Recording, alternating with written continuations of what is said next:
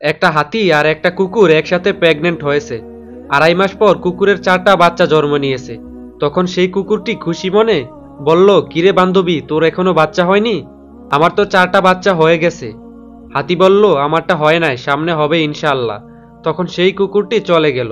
কুকুরটি 3 মাস পর আবার এসে হাতিকে বলল, বান্ধবী, আমার তো আবার 4টা বাচ্চা জন্ম নিয়েছে, তোর বাচ্চার খবর কি? হাতি বলল, আমারটা এখনো হয় নাই, সামনে হবে। তখন কুকুর বলল, কি সাংঘাতিক ব্যাপার, আমার 2বার বাচ্চা হলো, তোর একবারও হলো না? কুকুরের বাচ্চা তো হয় 2.5 মাস 3 মাস পর পর। এখন ওই কুকুর 2 বছরে প্রায় 22টা বাচ্চা জন্ম দিয়েছে।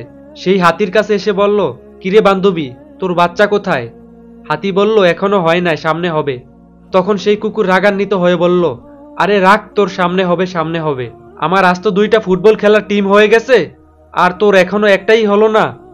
আমাকে সত্যি করে বলতো, তুই কি আসলেই প্রেগনেন্ট? তখন সেই হাতি কুকুরকে বলল, বান্ধবী শোনো, আমার পেট থেকে যেটা বের হবে সেটা কুত্তা না, সেটা হাতি। সে যখন পৃথিবীতে ভূমিষ্ঠ হবে তখন এই পৃথিবীর হাওয়া বাতাস সবকিছু তাকে অনুভব করবে। সে যখন বনের মধ্য দিয়ে হেঁটে যাবে, বন থরথর করে কেঁপে উঠবে। সে যখন রাস্তা পার হবে, রাস্তার যানবাহন সব থেমে যাবে। সে ফালতু কুত্তার মতো হাড্ডি খাওয়ার জন্য গেউ গেউ করবে না।